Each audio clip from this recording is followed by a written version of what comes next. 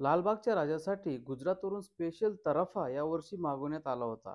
खूप प्रयत्न करून देखील लालबागचा राजा या तराफ्यामध्ये बसायला तयार नव्हता. लालबागच्या राजाची स्थापना कोळी बांधवांनी केलेली आहे आणि याच कोळी बांधवांचा अपमान तेथील मंडळांनी यावर्षी केलेला आहे, अशी चर्चा सर्वत्र होत आहे.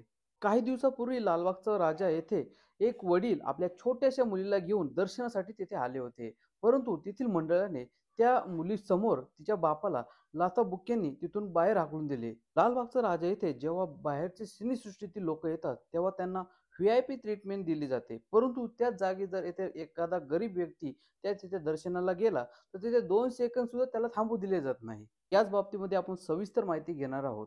नमस्कार मित्रांनो, माझं नाव किशोर. तुम्ही बघत आहात व्हायरल बातमी. लालबागचा राजा हा नवसाला पावणारा गणपती म्हणून सगळीकडे मानला जातो आणि याच गणपतीसाठी गणेशोत्सवाच्या काळामध्ये या गणपतीचे दर्शन घेण्यासाठी महाराष्ट्रातून नव्हे तर पूर्ण देशातून हजारो लाखो लोक तिथे दर्शनासाठी येत असतात. परंतु यावर्षी हा गणपती एका वेगळ्या कारणामुळे खूपच चर्चेत आलेला आहे.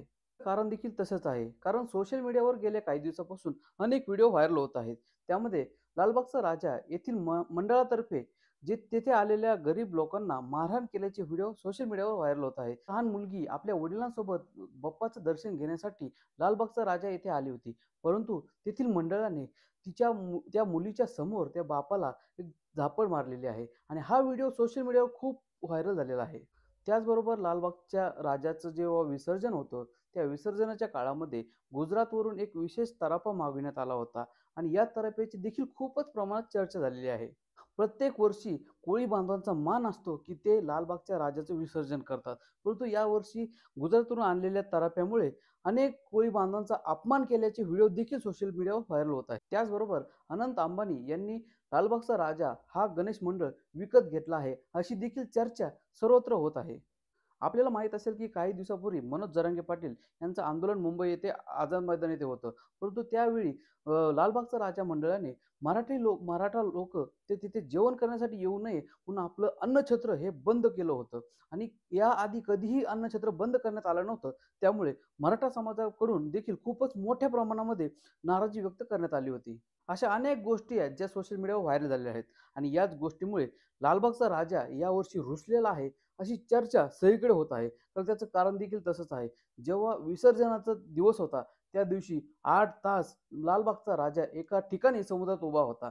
कारण ज्या प्रकारे लालबागचा राजा मंडळाने तिथे आलेल्या गरीब लोकांना छळ केला, गरीब लोकांना मारहाण केली, त्याचे सोशल मीडियावर व्हिडिओ व्हायरल झाले आहेत. ते बघून अनेक लोकांची अशी प्रतिक्रिया येत आहे, की लालबागचा राजा कोपला आहे, लालबागचा राजा रुसला होता. त्यामुळे त्यांनी जोपर्यंत आपले गरीब भक्त त्याचे दर्शन घेण्यासाठी येत नाही, तोपर्यंत तो राजा आपला समुद्रामध्ये ठाण मांडून बसला होता. त्यामुळे अनेक ठिकाणी अशा चर्चा होत आहेत, की लालबागचा राजा यावर्षी रुसला होता. त्यामुळेच त्याचं 32 तासानंतर हे विसर्जन करण्यात आलं.